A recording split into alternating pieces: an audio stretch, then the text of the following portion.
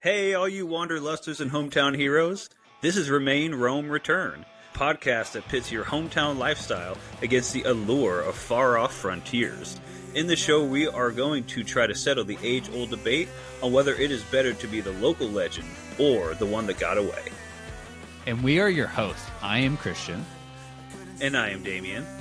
And together, we are going to spend each episode trying to discover which lifestyle truly is best. Is it better to stay close to the roots that raised you, or to fly away into the unknown? Yep, and during these conversations, we will be discussing personal experiences and asking guests for their input to decide once and for all whether it is better to remain, roam, or return. Oh yeah, we're fancy. We're fancy here. Hey, welcome back to the Triple R Podcast. Woo! Woo, we're back, baby. Starting out with saying we're fancy. Was that a song in like the mid to late 2000s? I'm like, I'm fancy. It is now. Yeah, I think we're going to create that. We'll get straight on it, man. Yeah, well, welcome back to another episode of Remain, Roam, Return. Today we have a very special guest on from across the pond yet again. Again, people are just going to start thinking we're exclusively a UK band podcast, like DIY UK band, which we're very excited about because me and Damien absolutely love music, and so yeah. But we're gonna get typecasted, I guess. I guess so. Like we're fucking one of the Harry Potter kids. Well, we are both redheads. That's true. Yeah. We're both Rupert Grint. I see it. That's like a curse for. That's like a curse for him. Like both, like the other two did great and are doing other amazing like projects and works, and then it's just like, what's Rupert up to? Just being in Ed Sheeran music videos. Yeah, he's actually in a lot of trouble for tax evasion, allegedly, from what I've heard. Oh, really? You can't cast a spell on that one. You got to pay those taxes, brother. Welcome to America. Anyways, I believe we're in the middle of an introduction here, and we're already on a tangent. So go ahead, Christian. Yes, no, we're very excited to have Callum of Maya Likes to Run Her Mouth. Is that the? So I've seen both. Do you guys go by Maya or Maya Likes to Run Her Mouth? Is it just an ever changing? Yeah, I mean, we've got about 4 group chats that are Maya something. So I think it's more just so it stays in your head, you know. No one's remembering Maya, but when you hear the whole thing, you're sort of like, wait a second, what's that? What's going on there? As a other person who has a name of their artistical project have a way too long of name and people complain about it, I get it. Yeah, match made in heaven. We just shortened it.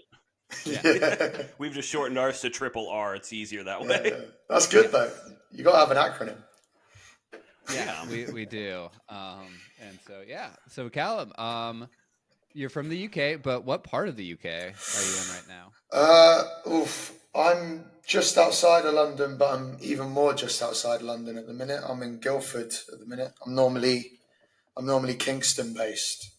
Same place as Tom Holland, if that's helpful.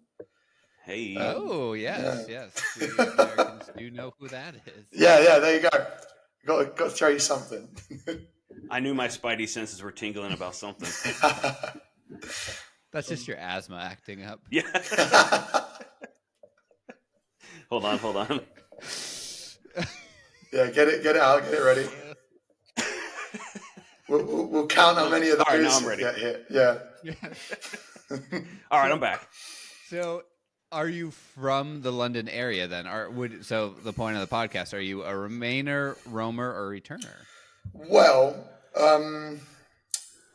I think it's one of them where I am to people who aren't in London, but if I'm in London, I can't say that I am. You know what I mean? Yeah. Like I look like a bad person. Like I get looked down on if I say like, "Oh, this is proper London." I'm proper with it. Yeah. When I'm in London, but if I'm outside of it, it's too hard to be like, "Yeah, I'm from down here." So yes and no, Mhm. if that makes sense. I think that does. Because it's very similar to like where I live too. Yeah. I can't technically, to make it easy, I say I live in Los Angeles, but I don't, because anybody who's from Los Angeles would be like, you're not even close to being in Los Angeles. Yeah. I mean, I get that. It's such like a strong sort of cultural place, even like which bit of it you're from. So I'd rather just stay out of the argument. You know? I'd rather just I'm be like, from many places. cool. I'm from wherever you want me to be. Yeah, exactly. Yeah. So I feel like for most Americans who don't know anything about the UK, you're either from London or not London, and that's how the UK is broken up. Yeah. And like not London goes all the way up to like Inverness, like all the way up to the Scottish Isles. Yeah. And then I was gonna say all the way up to Scotland. Like, there's a lot of people London up north that hate that that's the case, that it's London or not London. And I mean, this is the phrase "Scouse, not English" gets thrown around as well. Yes. So, yeah, I wouldn't say that if you come to England. No, definitely not.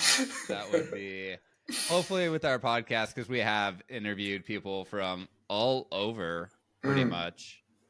Because Birmingham, people from the Manchester area and stuff like that. And so we'll be over there with the podcast soon. Yeah. We'll get something going. That's for sure. We'll be over there soon. We'll do a bunch of in-person episodes with everybody we've had on, because it's hard to get a real groove remotely. You know what I mean? Like, you can do it, it's fine, but in person, I feel like you really hit the stride, because you're reading the room and you know, you're feeding off of each other. Yeah, and you get that run-up time where you're sort of with each other as well.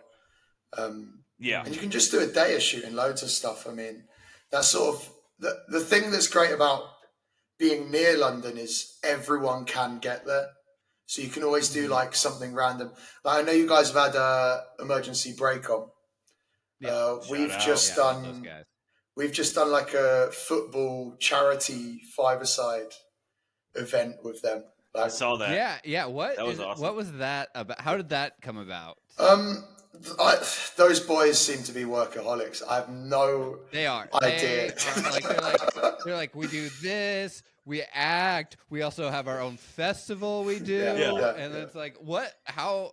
I guess it's just that like pure like 18, 19-year-old energy where you're like, well, I'm not at uni, so I gotta be hustling. So yeah, I mean, we just kept seeing their face up, and I was like, I need to find a way in with these boys. They're clearly on it. Just let me in, type thing.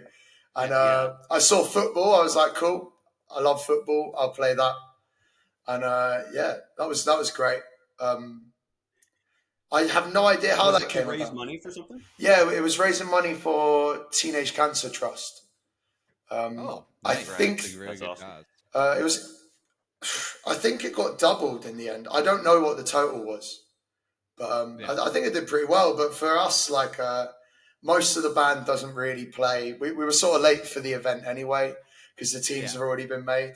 So we just took it as like, let's just try get other bands involved in like interviews. Let's just be mates. Because at the end of the day, like it's a network game, isn't it? Like you have to talk to people, get people.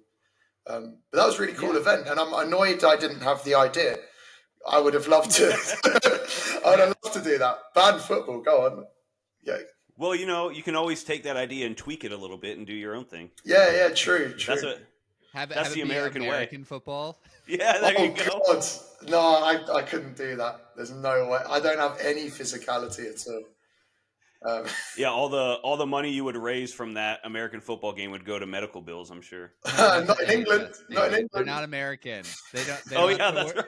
They don't have to pay for it. Yeah. They watch the United Health CEO stuff. They're like, "What is this about?" Like, CEO of what? Yeah. Why are the Americans so happy about this? No, you guys do have like weird, like if you're real like posh, you have like private insurance, right? Like you have like doctors that like. I'm the wrong person to ask about this, mate. We're getting real deep about Christian. He's on this podcast. He doesn't know about that. Yeah. No. So did your team win for the football matches? So when we got there, Maya, one of the teams didn't have enough players, but the rest of the boys hadn't came, and I was sort of like the guy who runs our TikTok account. Yeah. I said to him, "Do you want to just go on whilst I wait for everybody else?" So he played, and everyone was sort of like, "Who are you supposed to be?" But that was good fun for him. He scored as well straight away, and then came off. Hey. So within like a minute, in and out, happy days. I didn't play until the finals for a band called Another Day. Yeah. And I got on. I'm all geared out as well. I've been waiting for this day. Full kit. Yeah, full kit. I had studs on. I was ready. I got a shot off. Got a goal. Happy days. Penalties. Yeah. Nobody films a single thing I've done all game, and then I missed the penalty for a different band. So like they've been like, yeah, cool, you can play. I'm like, thank you, man. I won't let you down. I've cost them the event, and then left. So that was a fun day out for me, and I'm yet to see the footage. And I'm sort of glad. How bad did you miss it? Was it like, did it get stopped by the keeper, or was it just like it was way over the net? It was acceptable. It was like weak foot off the post, but it's a five-a-side goal, so it doesn't. The top bar's not much higher than sort of your hip, so you should be sort of keeping them low. That's basically the only rule. And I scuffed it, so. It happens. You're like, that band's not going to be on a lineup with us anytime. Yeah, I don't think they'll want to. I'm hoping we'll get through on musical ability rather than football. You came in to assist and left as a chaos agent. Yeah. That's my style right there. Yeah. No, I'm here to help, and then just ruin everything. That's my style. Right there. It's so embarrassing as well because I've been playing a lot of football. I was going there, I was gassing myself up to like the rest of the time. And they all get there and just watch me like, this is great for the reputation. Cheers. Yeah. No, it's always like me and Damien have talked about, like Damien does a lot of like pickup basketball and I used to. And like, it's always hard going to like playing with people who don't know your ability, and then also like just not wanting to embarrass yourself. Yeah, you get that nervousness right beforehand. You're like, oh man, I don't even want to dribble because I'm afraid I'm gonna mess it up and they're gonna hate me. Yeah, just get it out. But no, it was clear. It was clearly sort of like the only bit of it that made it better was no one else was taking it as seriously in their heads as I was. I mean, one of the emergency break. I think it might have been Ewan. Was playing the first game in a full suit and tie. With like the captain's armband. Yeah, right? And like my first like image as I like look to watch the match is him like sliding through, like in full like suit trousers. I'm like, yeah, man. Yeah, let's go. Yeah, no, that's awesome. It's great when other people are just also taking the piss out of it. Like that makes it so much. Especially it's a charity match, right? Like no one wants to be the hardo at the charity match. Like and you never know with like groups of sort of UK rock bands because like in your head you go, some of them are like punks. They're going to be like like breaking a bottle over your head, but like. Yeah. No, it was really good. It's good for charity, and I want to do it again. I want to make up for it. I sit there and think about it constantly. Like that's so funny. No, that is such a cool event too, of like mixing band culture with football culture, which is so big. over Mm-hmm. over in the UK. It's a great idea, and like in my head, I think like film it, get it content based, like chop it up. Like I really would love to do like a pub quiz or like a pub golf Yeah. with some Yeah. bands. Maybe get you two down. I feel like there's so much potential in sort of like getting people together because it's so hard in like creatives and in music to sort of go upwards at all. So like just having a bit of fun and sort of getting that network in a creative way, I'd see no harm in. Yeah, all. yeah, because I know going back to the emergency break guys, they were talking about how like it's sometimes a little hard to break into that London music scene a little bit. Yeah. And is that the experience for you guys too? Well, we've sort of, I don't know, our beginnings were sort of quite safe, dare I say. We sort of all, after we sort of found enough of the band, not even the band that currently exists.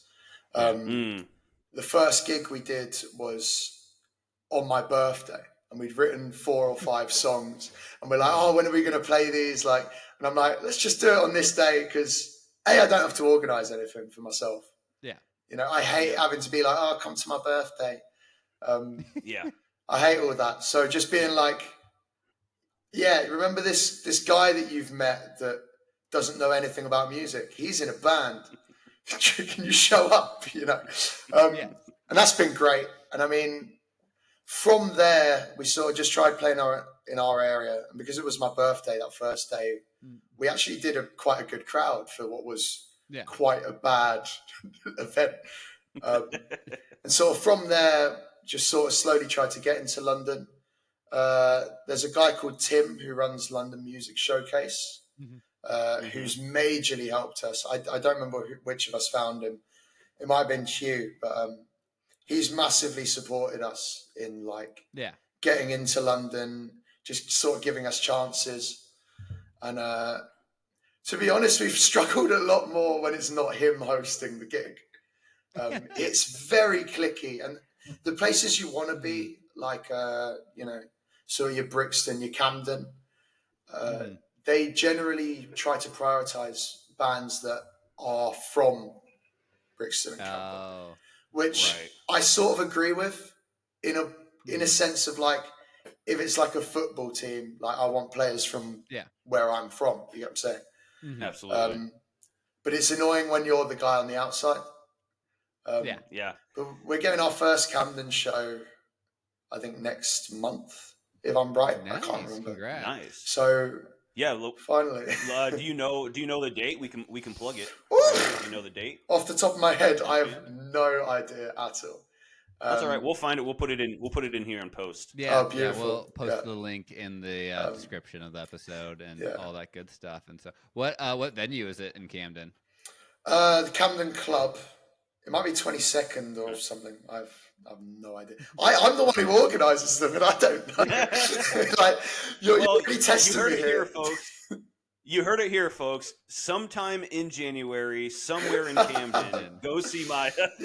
Don't miss out. We'll be somewhere, and we'll be all right. Somewhere. If you really want an all right time in London, you know, look for us. And all right. Speaking of an all right time, I always say I'm the king of taking it back a little bit. So, keeping it an all right time, how would you describe like what it was like growing up for you? Was it an all right time? Yeah, I reckon so. Yeah. I mean, where my family live is not great. It's fine. It's known in England because there's like a zoo, and that's it. There's a zoo. Yeah, there's like a theme park / zoo. You're describing where me and Damien are from. Oh, is it? That's mad. We are known for the zoo, and that's it. Yeah, they go. So we're like in the same place, I guess. So whereabouts is it? Can you say? So that would be. I grew up in Chesington, but okay. My whole life sort of been Chesington World of Adventures. Ooh. Yeah. Ooh. Right. But yeah, most of the band is sort of it originates in sort of Kingston, which is sort of like, it's like mini London. Like it's all the convenience of the things you want, and it's easy enough to get back into London. But it's like that compared to like that. You know what I mean? Like it's not the same at all. So like Hugh, my other guitarist and sort of like front man, is from sort of the Camden area and hates. Okay, gotcha. Like he would have interrupted me a million times right now, because he's like London, and he's like the cool bit of London for like bands and stuff. So I'm sort of chatting out of nothing. Like he would not be happy at all. No, because how is it like you're so close to London? Yeah. Like how long of a train ride would it take you, like growing up from your like zoo 20 minutes? I mean, like there's so many links. Not quite where I live, but sort of where I sort of went to school and where the band started. It's like a 20-minute train. It's wild that it's that close. Yeah, it's supposedly like ridiculously different. It's weird. And I mean, it's so strange to think like the goal is just to keep sort of getting the same crowd we have here, but up in London. Hugh again he's North London, and we're sort of in the south, or sort of northwest. Are you in Surrey? Is that the? Yeah, but like sort of no. It's like literally. It depends who you ask. I'm in London or Surrey. Like Kingston is sort of. I don't know. But where in the world is Callum, San Diego? That's what this is. Yeah. So you talked about when you were going to school and stuff. When you were going to school, did you like school? Were you good at it, or could you not wait to get out? I know sometimes musicians have a relationship with school. Well, I actually failed music, and I didn't take it on past like 15 or whatever. Yeah. Just because I was useless at it. I mean, I couldn't play an instrument until like 2 years ago, and it's still basic. Yeah. Like I would never go to someone and be like, "Yeah, I can play an instrument." I just like music, and I could sort of sing, and I like performative things, but I never really did them. Like in school, I took history was what I was good at, but it's like maths and economics were like my subjects, which I now dread. Like I'm currently sat in my uni dorm, finishing an economics degree that I hate and wish I wasn't doing. So, you know, it's nice having something else. How much longer do you have to finish? I've only got like half a year now. I don't know why I've firmed it this long. Like, it's miserable. It's one of those things where you just have to finish it at a certain point, right? You're like, I'm so close to the finish. So, where do you go to uni at? In Guildford, which is the least rock and roll place I could be right now. But I am here. With a smile. So I went to a semester of uni in the UK at Bath. Bath. And oh god, that's a horror uni.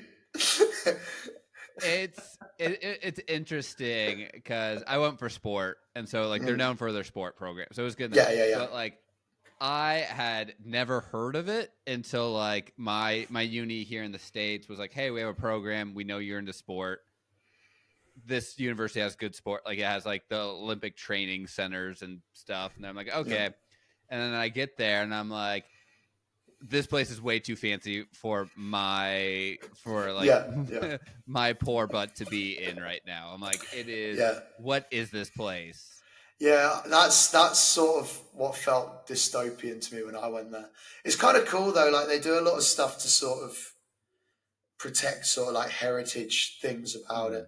Like the bricks they use are protected because it is all built on the same brick. But my mate went there for 4 days and then dropped out. That's the level of like different it is. It It was definitely like a culture shock in many different ways for me, of like not just the UK part of it, but yeah, like the poshness of it a little Yeah, bit, for even not being like a, because what do they call them? Like in the UK, they kind of break the unis down to like the ancients, like the Oxford, and then like brick and mortar, yeah, and the then the stealing Russell class. groups or whatever. Yeah, Yeah. yeah, and I mean, like, I imagine going there felt like quite like the English stereotype It of did. like, Everyone was yeah, like very proper. Like, yes, yeah, and like everyone had more of a posh accent, even if you were from the north. yeah, yeah. It's weird, man. I don't know. I don't mind Yeah, the no, area, but you'll catch me dead if I'm there again. You know. yeah, no, it was a unique place. Like, I'm glad I went and did it, and like, and I got to see I went to London fairly Mm. often just because I could. Trains used to be affordable, which is another theme of this UK podcast, is complaining about the train prices. Yeah, bloody hell. I mean, I get a third off on a rail card, but Mhm. it means that I'm locked to the bank I'm using because I don't want to buy it, Uh, but this one yeah, bank Yep. offers it to students. Um, so I don't know what I'm going to yeah. do when I'm not a student. I guess I'm just never going to ever get on a train again. Gonna be walking. Yeah, man. Yeah, get me a bike. There you go. Yeah. Get you on the Boris bikes from London. Oh, yeah. I'll take a Lime bike, mate. I'm happy on Yeah. that. So I also wanted to ask. I also wanted to ask too. Kind of, we kind of touched on like where you were from and as a kid and stuff like that. Did you ever go on many vacations? Not really. I mean, my first sort of family holiday was last year, actually. The first time the Oh family wow. went Okay. away. Where I was that? was we went on like a Italy road trip, sort of like Ooh. north of Italy. Uh, Yeah. Nice. I got a couple opportunities. I mean, I was free school meals, if that means anything to you guys. I don't know if. Yeah. Mm-hmm. That's how we were too. So they sometimes give you like, like trips and stuff. I was in the Sea Scouts, which is awfully rock and roll, as you can imagine. What? Oh yeah. Okay, I've never heard of the Sea Scouts, and so I'm very Yeah. curious. Okay. What, Well, it's as like someone who, Scouts, yeah, Yeah. Boy Scouts. but it's like for doing like sea stuff, like Navy sort Mm. of. It's like the Navy version, and then like Boy Scouts, like the Army version, if that helps in any way. okay. Interesting. Okay. So So you you were do doing like, Makes like sense. yeah, knots. like, yeah. Knots. Knots. Knots is a huge bit of it, and I'm awful at knots. I can't do it at all. The amount of times I've been asked to tie something up and it's just like drifted off. Yeah. So do you know how to like sail then? Do you uh, like? Did they? there's not much.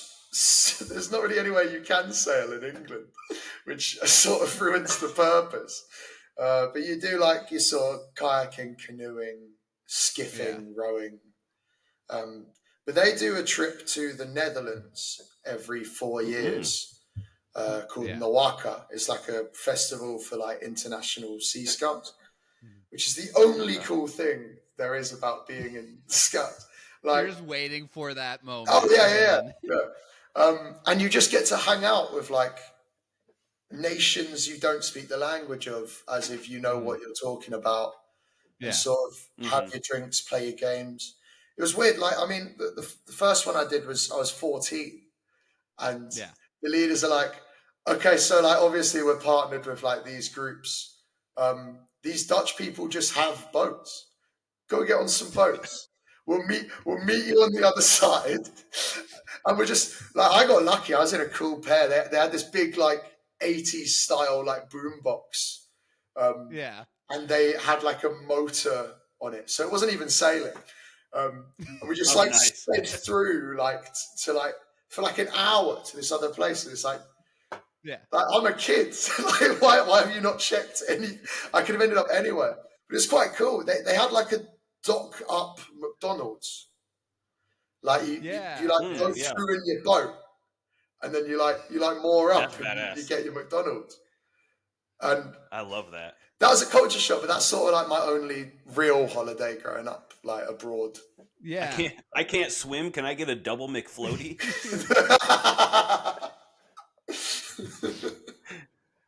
Yeah, I'm thinking like Sea Scouts is such a foreign concept for me and Damien. Well, Damien now lives by the ocean, but like we live in the very middle of America, like the dead center of America. So like there are no bodies of water really around us. There's a really like big dirty river, but other than that, but yeah, that's cool. So yeah, you weren't making holiday trips up to like Blackpool.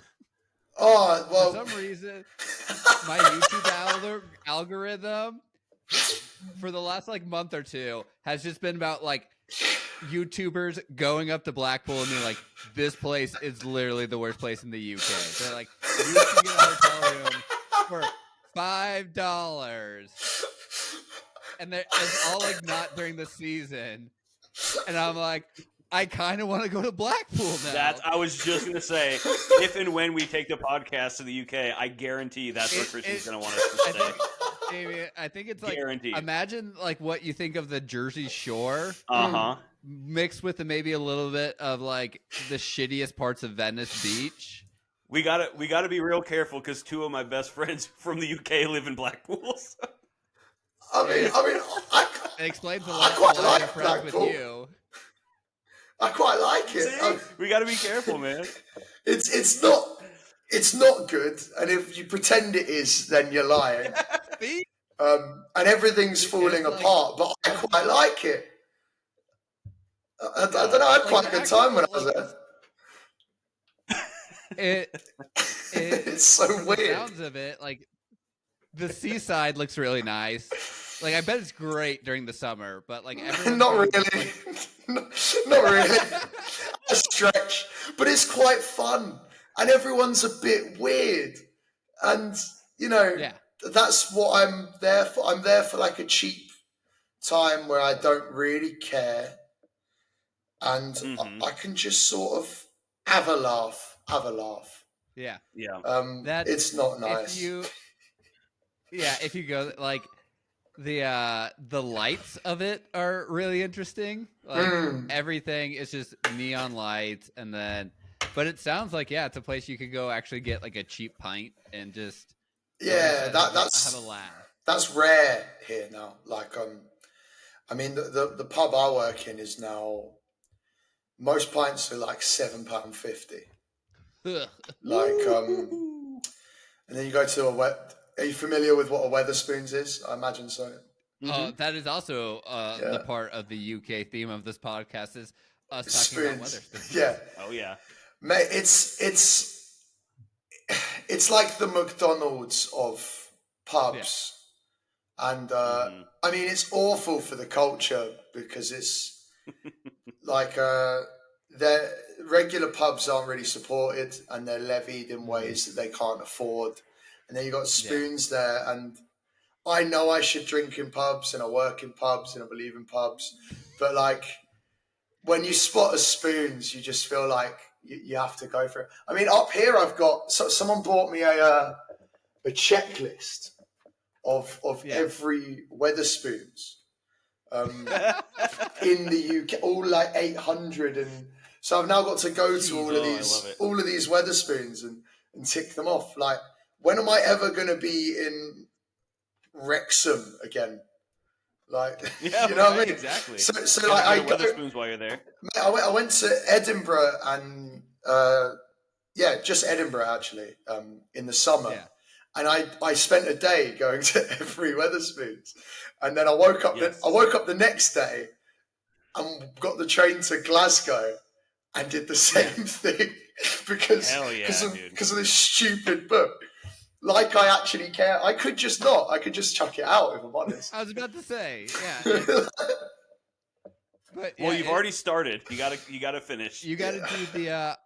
There is like I've seen like some videos about it. Like I guess in London there is like a Wetherspoons bar crawl you're supposed to do. We like 13 in a night. Oh, and there's so many in London, and it's not great, but it's home, you know. Yeah. So you work at a pub. So I've been I cannot find this beer in America, and it's not a great beer, but it's I think it's pronounced Madry. Oh, Madry. I hate Madry. Sorry. No, I'm mostly curious. I want to try it because Okay. it's one of the most polarizing beers I've heard from the UK, and we can't get it in the state. I can't find it Really? anywhere in the states. Wow. So I just want to try it because it's so polarizing. Like people either like gush about it or they're like you. They're like it's piss. Like Yeah, not for me, mate. I don't know. yeah. I'm funny about stuff like that though. Unless it's like a bar crawl, then I can like just whatever's on, I'll have, you know. But Yeah. if I get to pick, I'm fussy. I know what I like. I know what I don't. Yeah. Since you work at a pub, what is your favorite beer at your pub right now? If me and Damien were to stroll in and be like, hey, we want a pint. Yeah. Dealer's choice. What would you pick? It depends. If you're talking lager, Asahi, the Japanese one, is probably the best. Love that. I mean, the tale I was told was that the Japanese invented it so that they could drink after work and get home to their wives and it doesn't smell on their breath. Oh, so they couldn't get in trouble because it's super dry. So, you know, I don't know. That sort of sold it to me, and it's just nice. That is actually a fun fact. Yeah, I'll have to remember that next time I go. No idea if it's true. Unfortunately, they couldn't invent anything that stopped them from falling over once they got home. But yeah.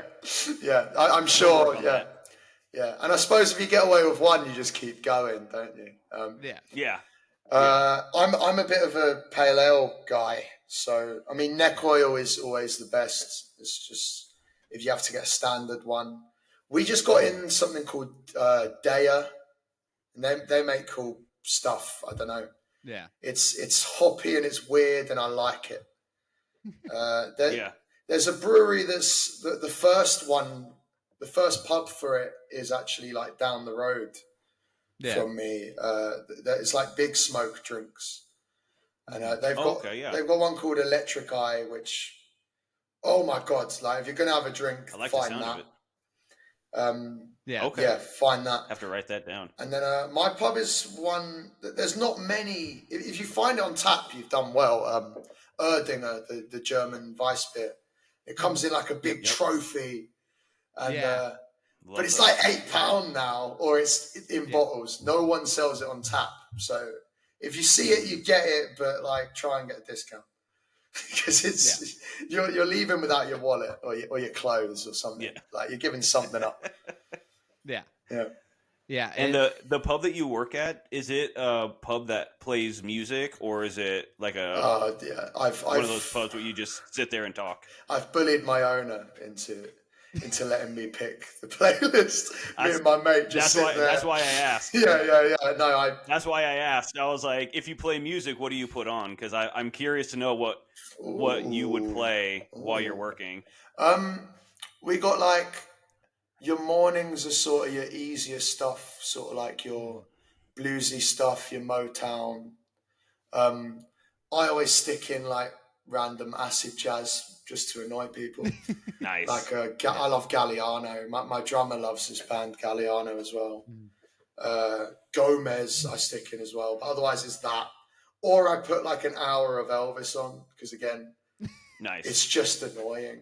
No, I love the comeback special, but again, this is not cool things to bring up. And then you know, just for the clientele, I mean, I love like your Bowie, your Elton, your you know, your Rolling Stones, your Who, and sort of bits in between that. So I like sort of new romantic stuff, so like Japan, The Cure. And then we sort of transition through like, you know, your Police and stuff. The big hitter is you get bored and you need a bit of energy. We're going Jamiroquai. I think there's some Lauryn Hill in that now. Yeah. Like, hell yeah. You've just got to move so that you can move, you know, like if you're having fun, they're having fun, we're having fun, and I can go home and be tired later, you know. So yeah, it's a bit of a mix, but it's trying to aim recognizable or like a bit obscure so people go, hey, I know this, and you go, you're the only other cool person in this bar. Yep. You know? It's a cool test. Yeah. Well, it's always nice to see, even if you're putting on just weird stuff. I keep sticking on artists that play with xylophones. Nice. Okay. I've been playing some like psychedelic furs and some violet femmes. Oh, Hell Just yeah. sticking on the That's great. just sticking on the xylophone tracks for myself. And I like playing bands that I've played with. Like if they fit the vibe, you know, I'll stick them on. And it's cool if people are interested in it, they can find a new band. And I mean that's the game, isn't it? Yeah. Yeah. So here in the States, a lot of our bars have their like electric jukeboxes. That's a terrible way to describe it, but No, I know what you mean. Yeah. yeah. So you can like use your phone. You pay credits, and then people get to choose the music. Yeah. That way, and it usually ends up someone playing like Creed for an hour. Yeah. It's me. It's Damien, and so It's me. With arms wide open. I'm glad you're owning I was it. wondering if the pub you worked at also had one of those. No, afraid not. The pub we just played in, Fighting Cocks. I mean, I end up there all the time, but they've got one, and it's pretty cool. I mean, it's just a groovy place. Is for me, it's cool because like there's sort of like local legends have played there. Like there's this band who, if you listen to in your free time, you'll either love them or think this is weird circus music. Yeah. The Cardiacs are from there, and lots of sort of big rock artists in the UK love them. You either sort of love them, don't like them at all, or have never heard of them. But they played there, and I grew up like my dad loved them. I had like tops of them before I knew who they were. And then when we went to play there for the first time, their stickers are everywhere, and I'm like, they played here, and like that sort of blew my mind. I just thought that was cool. I just wish I was half as weird as they were. I would have been a lot more successful. It sounds like they're a band's band, if that makes sense. Like, yeah, 100%. I mean, like, yeah, I think when I put them on, most people think I'm joking. It's that kind of music, you know. But I like them. Yeah, no, I definitely get that. Like you like I do comedy here and there, and like sometimes there's where like the term like he's a comedian's comedian, and it's like if you don't really like know the process or like how the sausage gets made, you don't get why the joke's so funny. Yeah, and that's probably how this band is. Like you can appreciate like you're like, oh, you can kind of figure out what it took to go into this song, and you can really appreciate that. Yeah. I mean, they say that a lot about Bo Burnham as like a performer. Because I mean, he's doing the extra bit, but it is about performing, and like I always find that interesting. But I wish I could do comedy. I've sat there and tried to write stand up, and I've just realised I'm not that funny. Like I don't really have any. I can't imagine doing that. Like, what is that like? Like going up, and do you do stand up at all? Yeah, I used to do it a lot more. This podcast kind of has taken up what was stand up for me. Yeah, and he never lets me live it down. Yeah, I don't. Just in the warm up, like he's just like, I've got 10 minutes, please. Some of my bits that like I would have done in stand up make it in their way into this podcast, so that's kind of fun. Yeah, no, I always love the joke of like every musician wishes they could do comedy and every comedian wishes they could do music. Yeah. And so no, it's definitely like because I was also in me and Damien have been in bands like back when we were in our teens, and like it's different in a lot of the essence of like when you're in a band, you at least have like 2 to 3 other people with you up there, so if shit hits the fan, you at least can. And you can always fall back. Isolating. Yeah, it's a little isolating when you go up there. But again, like with music, like no one's gonna know you messed up unless you let them know you messed up. Like, yeah. But yeah, it is. It's. I enjoyed it for sure. I definitely got the rush of it. There'd be times where like I would go to like an open mic and be like, I don't want to be here. This is so bad. Like I'm not gonna be funny. And I'll go up and then I'll be like, oh yeah, that was the best set I've ever done. Or like there were also times where I've gone up and thought I was gonna do an amazing set and I had written this great joke, and then just quiet, like crickets going. One time there was a cricket that went off after I told Oh no. That's almost better. That looks like on purpose. Planned. Yeah, and then you can go, but I got lucky, kind of how you were talking about, like with like playing the 5-a-side football and meeting other bands. Like I got to meet other comedians, and they would like help me. They would help me, like we'd meet up like afterwards and grab a pint and just be like, hey, have you thought like about with the joke? It's great already, but like here, maybe you can punch it up a little bit, or like give little notes to each other to make it better. And so that community really was really nice where I was doing comedy. And I think it is. Does anything like that exist in the musical industry where you perform with somebody and they like give you pointers or something like that afterwards? Yeah, I mean, I think when you're playing originals, there's only so much that can be said. Sure. But I am the biggest freak out before like a performance. Like I get really bad. I end up like having to like run out and like go on a walk and like sort of like talk myself back into it, and I'll try and do warm-ups. But my voice is always gone just because I shout quite naturally, like when I talk. And I'm really bad at just I'm really bad at just like resting myself. So I sort of psych myself out of doing it like in my head, and it like freezes me up. I need like 3 liters of water on stage. I'm really bad. So I really like sort of getting sort of lifestyle and sort of vocal tips off of people. And I mean, it's always nice sort of hearing about sort of the bits you can always tell with someone else who's there as a musician, and you sort of go, oh, I wasn't happy with this bit, maybe this bit, maybe this bit. Like they're always very honest about this was fine. And they very rarely sort of say the other bit, but then you know that bit's the bit that you could work on, and that's the bit that you can. Because they didn't talk about it, so they talked about something that wasn't that. So then, by proxy, that's the bit that maybe you can work on.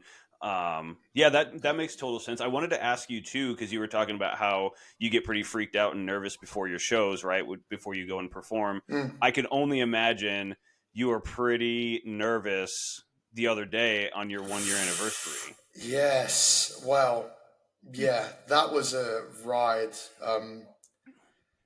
Oh my God, where to begin? So because the anniversary is my birthday, more of a big deal for you guys turning 21. But so yeah, Friday was my 21st, and the band's 1 year. So that was sort of a double sell. So yeah, we picked a bigger venue to the year before. Sort of in our heads, we've sort of told ourselves we have to sell this out. You know, I think it's capacity 150, the Fighting Cocks. But it was cool to organise. We got 142, I think, in the end. Ooh. So yeah, so close. I mean, that's great. There, and according to one of the staff, it was the busiest it's been in however long. So I'm pretty happy in the end. But I think the cool thing about it, and I don't know if I'm just talking, but I love that I get to pick who I want to play with on my birthday. You know what I mean? Absolutely. Because I'm organising the event, like, and I just sort of went through my phone, but like, I like these guys. I like to see them. I like these guys. Let's just see who's around. And I think. Oh, I was so bad. I massively freaked out. I don't know what went wrong, but then once you're up there, you're sort of just doing it, and I think something just clicks in you. You sort of find somewhere to look. You sort of find what you're doing, and I mean, you've done it a million times before. You doing it again, and anything that you want to do to make it special is entirely sort of, you can't plan it, you just have to do it. I mean, for me, that was just sort of, I love that we have a lot of parts in the songs where I don't have to sing anything, and a lot of them have been written as sort of the bigger bits. So I mean, one of them I go and do like a run in like the crowd where I get to sort of like say hello to people, steal people's drink. Oh, it's great. I love it. That's my favorite. Yeah. Yeah. I mean, I get to join my own mosh pits, which is lovely. Like, that is the best feeling. Like, you've written the song, like, oh, it'd be cool if people mosh there, and you just spot people opening it up, and you're like, yeah, cool. Give me a second, guys. I'll be there. Which is a great feeling. We also had our mate Jude come on stage for the final song to play a solo, which was special. We were hoping to have a couple more people in and out, but it's Christmas holidays. What can you do? Yeah. Yeah, absolutely. Yeah, it was surreal. Do you find yourself when you first go on stage, because you were talking about it's right when you go on stage, you're panicking, but you just know you have to do it. How do you find your recollection afterwards? Because I find a lot of times, anytime I do something publicly, I have no recollection of the first like 15 minutes of it. No, it's like a blip, and I mean, most of me recalling it at all is the morning after, where I've then got to do all the social media for it. So what should be a 10-minute job is like 3 hours of like people's content, like, oh, what orders this? What orders this?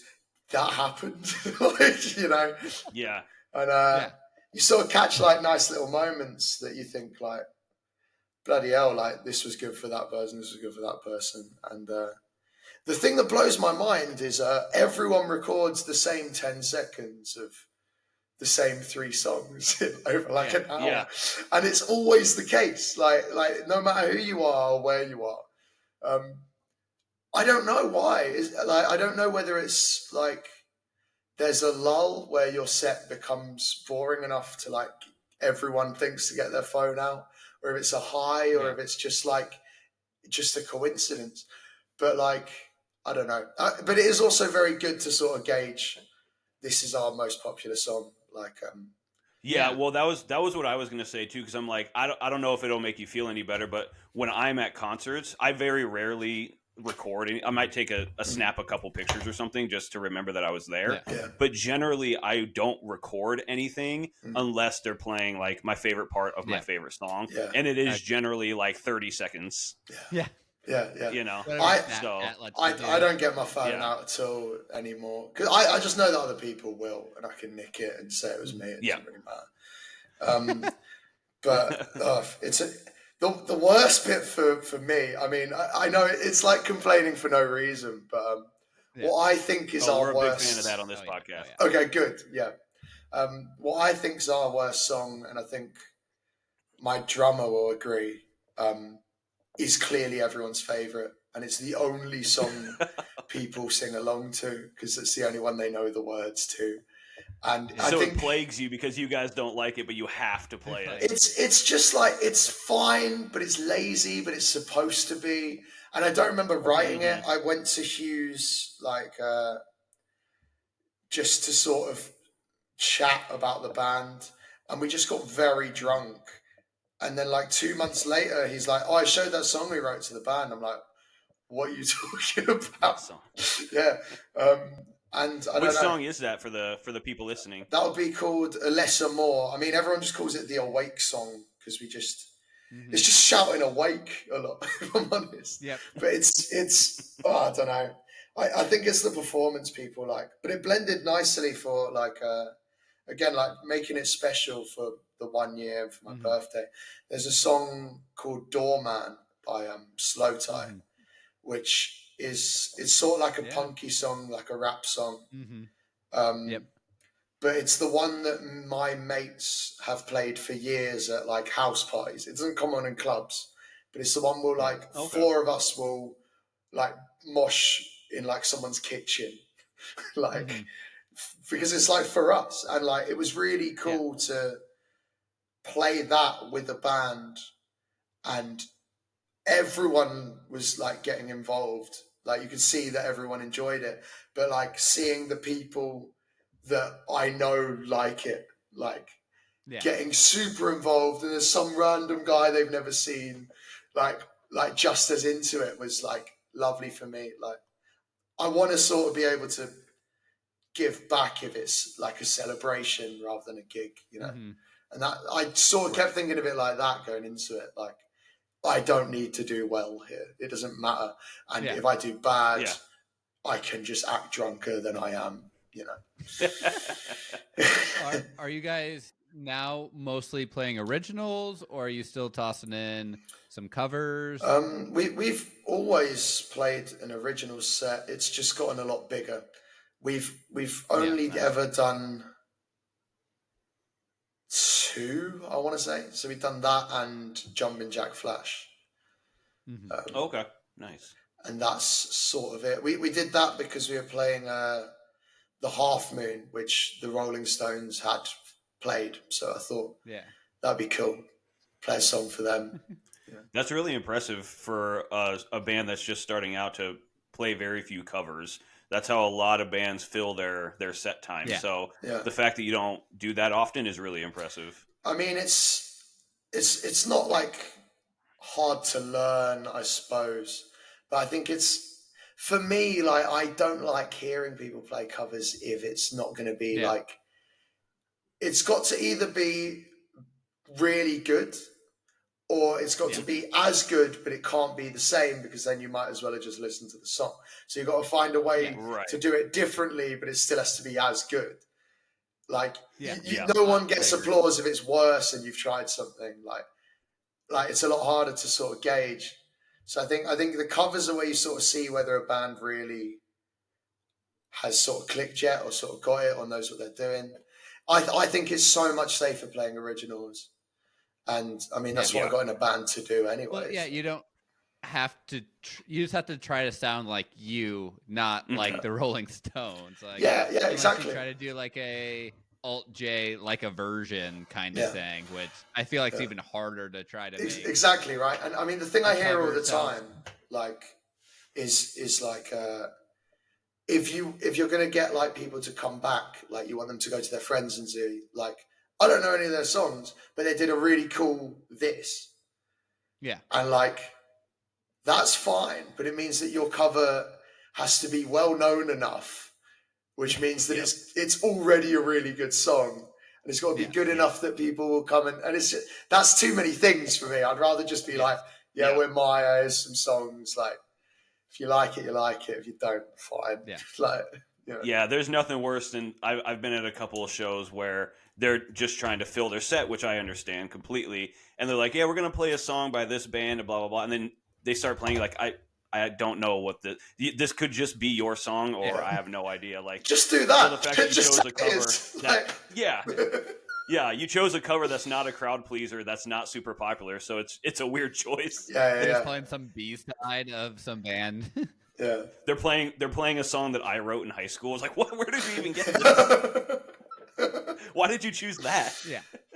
I mean, I always like the idea that like the support act plays one of the main act songs. I've never seen anyone do it, but like, I'd love to just go up to them and be like, look, we just sat here and learned this. Like, can we play it and then you play it again? Like, you know what I mean? Or better yet, have them come out and do the song with you. Do it with you, As like the transition, I'd love that. But I think it's just a lot of organising. I mean, obviously we're no one, but like if anyone bothered learning one of our songs, like, please play it. You know what I mean? Like, I'd love that. I'd love to sit in the crowd and just be like, what's going on? You know? Like, Well, I'll tell you, you guys aren't no one because you damn near sold out 150 seat venue. That's pretty fucking impressive. Thank you, so man. don't count yourself out on that. I did want to ask you too, because we were talking about writing originals and performing originals. From what I understand, you all have a very interesting place that you record your music. Yes. So we'd argued forever, and I mean, arguing's not bad. Like, it's you all care about a thing and you all want to do a thing. you know, like lots of people go, oh, that annoys it, but you just got to like, as soon as you leave the door of whatever you're doing, like you're fine. Yeah. Like it's business at the end of the day. Like, we argued for ages about how we would record it, where we'd record it, how we'd get the money. And then we sort of have, it's not a rule, but it happens a lot, is someone will have an idea and then people will sort of be like, no, that's rubbish. And then they'll just do it anyway and prove that it's good. So like if someone starts writing a song and you're like, I think it go that way, and they're like, it can't, you just write the whole thing. And then they go, okay, actually that's quite, and you know, that's sort of, it makes people do that extra bit. And I think it keeps the band bothering. And I think bothering is a big thing. Yeah. So Hugh just went, I said the process. Yeah, exactly. Right. And I said, we'll record it professionally. We'll get it done. We'll record it once, like live, and then get it in the studio and record each instrument in. And he said, that's expensive and long, and I can't be bothered. So he does production like where he works, and he just said, I'm just going to take all these mics and kit out my attic. To the point of like, he's got like a room mic. He's got like a mic down the stairs to get like the ambience. Cool. And he's gone like, Finn, bring your drum kit. I'm setting you up and you're recording all the songs in a day. Alex, bring your guitar. Wow. And he's just done that. And he's done it over and over again. And I think you guys are laying down single tracks? Like one track at a time per instrument? Yeah, I mean, everyone's sort of working full time, or some of us are at uni. Hugh just got fed up of waiting. I mean, we're at 1 year now, and we've not released a single bloody song. I think we're doing quite well for not releasing a single song. And that's why it sort of confuses me when people know the names of stuff for the choruses. Well, there are people like me who hunt down your Bandcamp. I mean, it's getting harder and harder to find. It used to be. I don't know why we made it harder. I think one time I found it from like one of your social, probably from Instagram. And because I love to listen to the band so I can talk about their music before. And then I went back a different time. I was like, they took it off their Instagram account. And then I was like, shit, I can't just look up Maya because that pulls up like 4 different bands. And just women, just girls.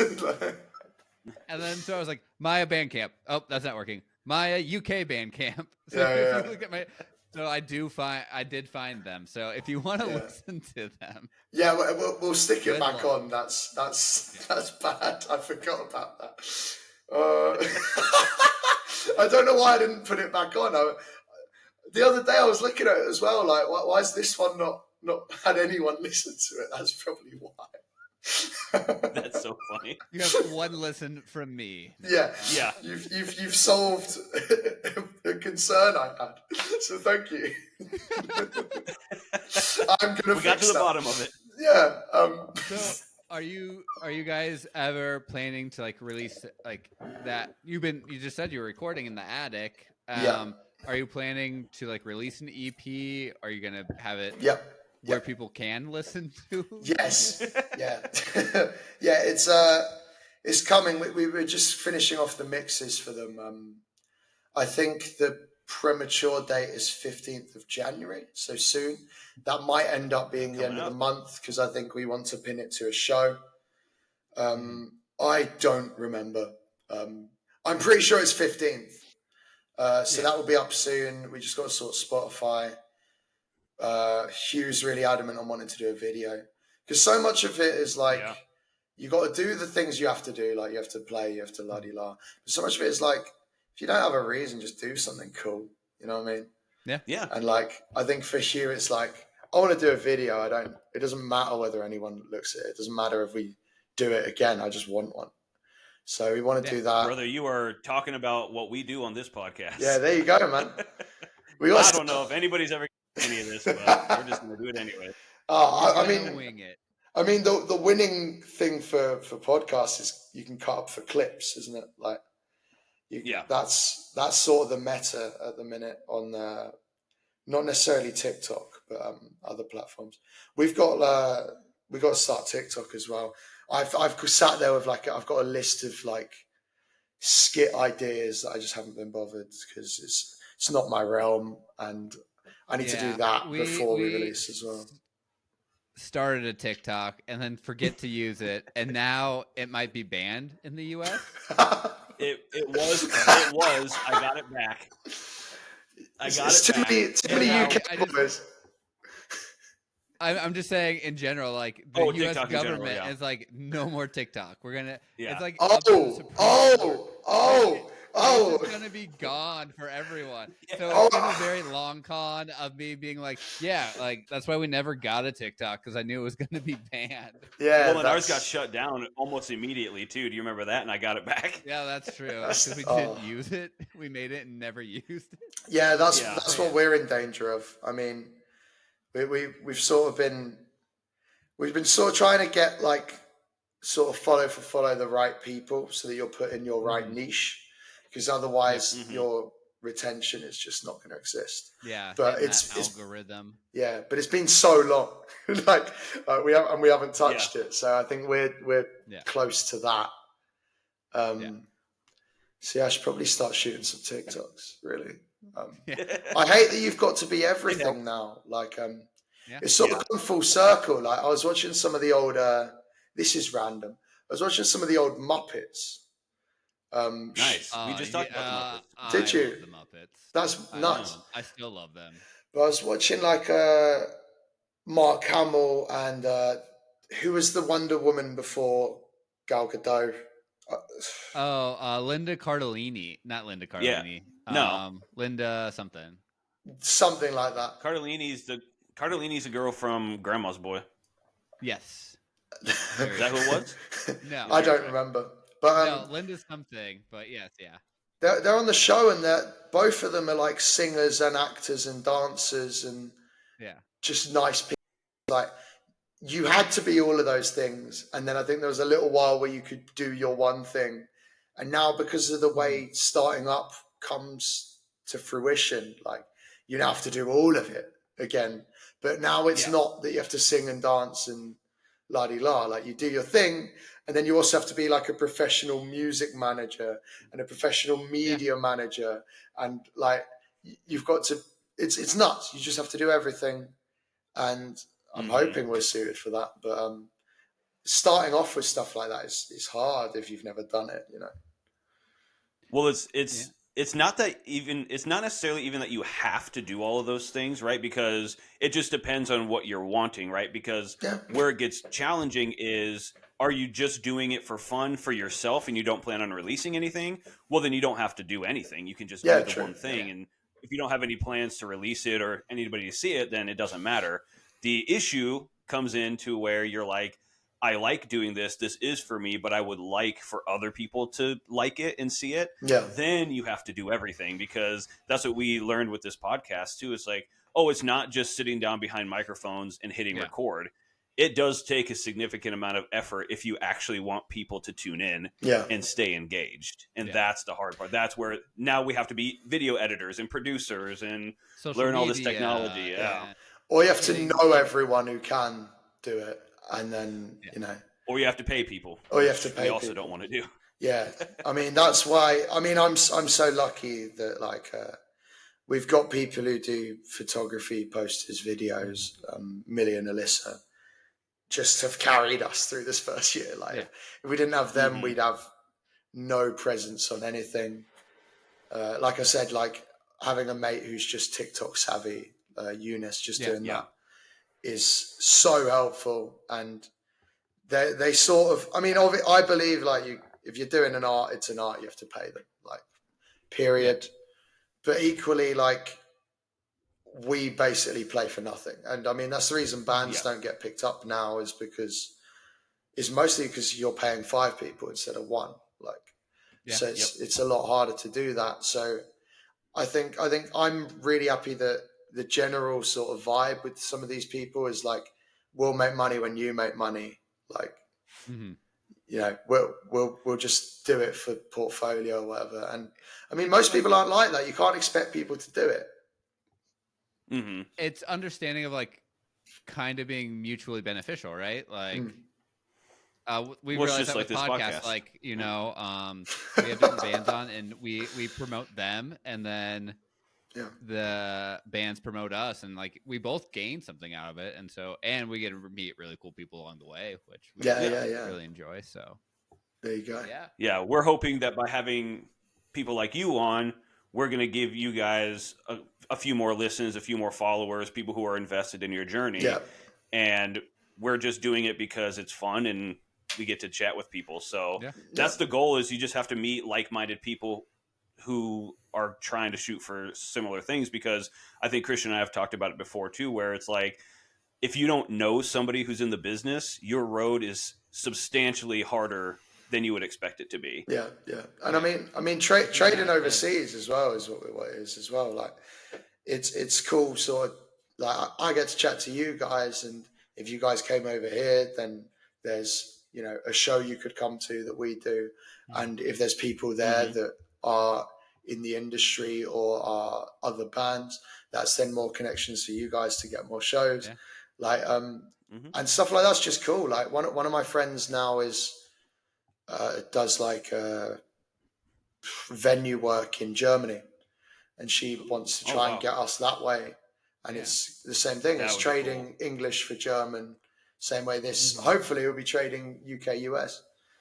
And I mean, absolutely. Part of why I even know who Emergency Brake are is because of I found you guys, if I'm honest. Yeah. Like and now we're playing their festival as well. Oh, nice. And we're gonna try our best to be there for that. Yeah, on the Meadows, shout out. There you go. We're gonna try to be there for that. So, but no, just one final thing about what we're talking about here, which is like, I don't know. It seems like the theme to getting views, or one of the things that people try to leverage a lot, is negativity and, you know, shock and causing drama and stuff like that, or, you know, putting other people down to raise yourself up. And I'm like, that's not what we're going to do with this podcast, because no one succeeds if no one succeeds. Yeah. So if by having somebody on the podcast makes them 10 or 15 or 20 more listeners richer, then that's perfect. That's exactly what we're doing it for, and vice versa. It's not for anything other than to just be on the same page and help each other out, because the negativity is so easy. You know, like if we wanted to pop off on social media, all we'd have to do is just start talking a bunch of shit. And causing drama. And it's like, I don't want to do that. Yeah, and I mean, do it between me and Damien. We just talk to each other. We just have to start drama between ourselves. Yeah, and I mean, like sort of the biggest thing for retention nowadays is this sort of controversy. Like, it doesn't have to be something negative necessarily. Like, even us talking about beer, like you said, what? Like, there's a way you can put that across to an audience as a controversy of some sort, and that's what keeps retention. He's anti-London because he drinks Asian beer. Yeah, like, right. It's as simple as that. And like, it's so tricky at the minute to sort of play between not being negative, but sort of having that hook, but also playing the game, having that sort of the networking that you gain from being a controversial character, even if it's not in a negative light, it's still a thing. And it's hard. Yeah, absolutely. As we're winding down this hour, a little over an hour, what we like to ask every musician who's been on, if you were to say one song that anyone who doesn't know you should listen to, what song would that be if they could find it on your band? Of our songs, the first one we're going to release is called Charlie. I think it's got all the bits you want of a rock song, even if you don't like X amount of it. I think it's, you know, it's got sort of the more somber parts, the louder parts, and it's pretty bouncy, pretty fun, even though it's a bit depressing maybe. And I think if you were to catch us live, there you go. If to catch us live, it's that less and more. I think we've accepted that it's the one people like. I mean, yeah, that's the one that everyone sort of waits for if they know our material. Yeah. Okay. Yeah. Yeah. Well, if you don't mind, we would love to add it into this episode. To have Ooh. it episode. If I can find an exclusive, I'll have to talk to Hugh. Hugh's the one with all of the stuff. But yeah, 100%. I'd be up for that. Yeah. If there's anything you guys want to showcase on the podcast, we can edit it in and give the listeners a chance to hear you guys. So they get to know you from this episode, and then they also get to hear your music all in one spot. So it's a fire alarm, and that's we have gone over time, and now the police are here. good old UK unis. Oh. Run! Get out of here!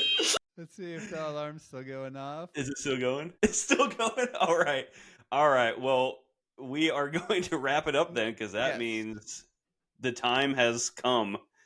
It has been a pleasure, Callum. Hopefully the building's not burning down with you inside of it. Yes. Hopefully it ends well. Yeah. All right. This is the first. All right. Bye. Bye. Live from the attic, it's Maya likes to run her mouth.